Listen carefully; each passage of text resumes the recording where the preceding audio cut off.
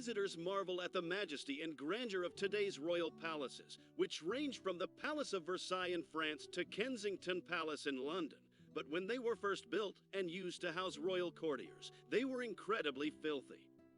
At a time when royal palaces couldn't achieve full cleanliness due to rat infestations and mounds of human waste on the floor, the best option was to mark the odor to assist purify the foul-smelling air.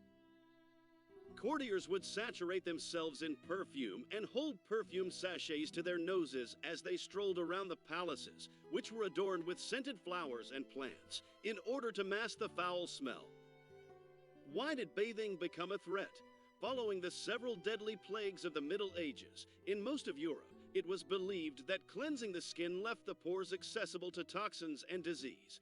As a result, it was advised to bathe as infrequently as possible, and to avoid hot water at all costs.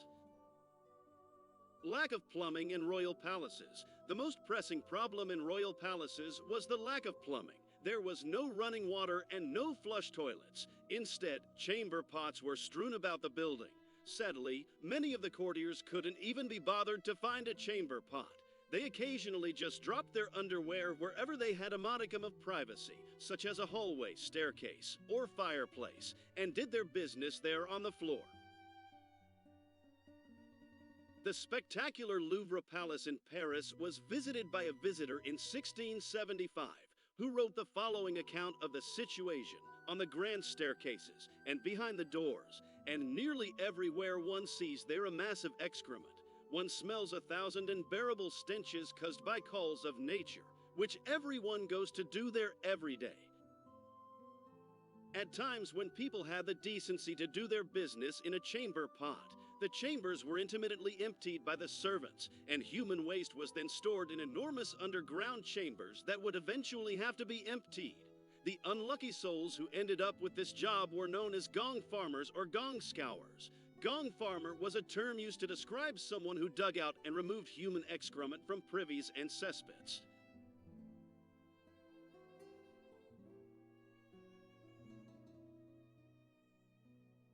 Louis XIV, also known as Louis the Great, who reigned as King of France from May 14, 1643, until his death in 1715, made the decision to move his court permanently to the golden mega palace of Versailles in order to establish his power and tame his nobles.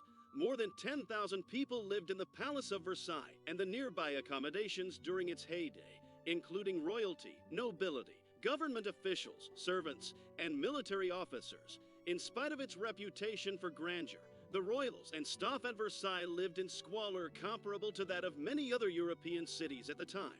In the royal chapel, some women lifted their skirts to urinate while other men urinated from the balcony. To make matters worse, Marie Antoinette is said to have once been struck by human feces that was being thrown out of a window while she was strolling through an interior courtyard. Even the apartments of the royal children weren't safe, since the heavily used latrines frequently seeped into the bedrooms below them. The leaking would occasionally taint everything in Marie Antoinette's kitchen.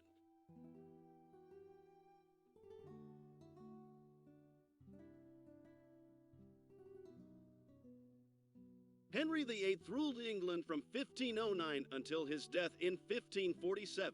He is best remembered for his 6 marriages, of which 2 ended in death, 2 in divorce, and 1 was lost to the woes of early modern birth. In July 1535, King Henry VIII and his court of more than 700 people embarked on a major official visit. Over the course of the next 4 months, the large party would visit approximately residences and places of worship. Even though these visits were important occasions for the king and meant to inspire loyalty in his subjects, royal households had another entirely different reason for their frequent travel. Instead of just flaunting their enormous wealth, they actually had to flee the revolting filth that large royal gatherings created. Following the tour, Henry and an expanding court of over 1,000 would continue to be on the move, frequently moving between the king's 60 residences in a futile attempt to live in sanitary environment. Palaces like Henry's Hampton Court would need to be frequently evacuated in order to eradicate them of the intensifying piles of human waste. Within days of a royal party arriving at one palace or another, A foul smell would start to develop due to improperly disposed of food, animal waste, vermin attracted by unwashed bodies, and human feces that gathered in subterranean chambers until it could be cleansed. The crush of court members were so dense that it was impossible and pointless to perform a complete cleaning of the home, since the passageways would become so heavily caked with grime and soot from continual fires that they were quite black. The following instructions are said to have been given by Henry to his kitchen staff, implying that their hygiene was somewhat lacking. They were no longer permitted to work in their underwear or in disgustingly filthy clothing, as they had previously done, and they were also to stop sleeping in the kitchen. In addition, he ordered courtiers not to leave filthy dishes in the hallways after meals, but they disregarded him. In fact, he occasionally discovered dishes left on his bed.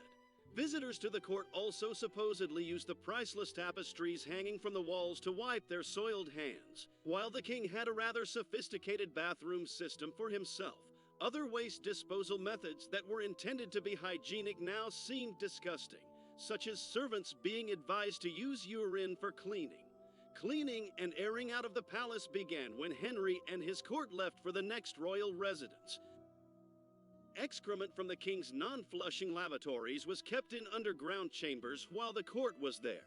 The king's gong scourers, who were in charge of maintaining the sewers in his palaces, began their work after the court had left.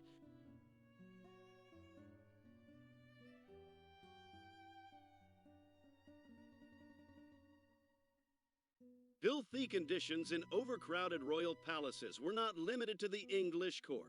When Catherine the Great arrived in Russia from her family's relatively tidy German court, she was astounded by what she discovered. It's not rare to see coming from an immense courtyard full of mire and filth that belongs to a hovel of rotten wood, she wrote, a lady covered in jewels and superbly dressed in a magnificent carriage, pulled by 6 old nags and with badly combed valleys. Royal hygiene habits. The 17th century British King James I is reported to have never had a bath, which caused the places he frequented to be infested with lice. Louis IV is said to have taken a bath twice in his life, as did Queen Isabel of Castile. Marie Antoinette took a bath once a month, and King Charles II was well renowned for his adoration of spaniels, subsequently known as Cavalier King Charles Spaniels, and would frequently have them sleeping in his chamber at night. Until the 19th century, many people's lives, including those of royal courtiers, were not improved by cleanliness and technological advancements due to this filthy lifestyle, which contributed heavily to numerous deaths in royal European homes.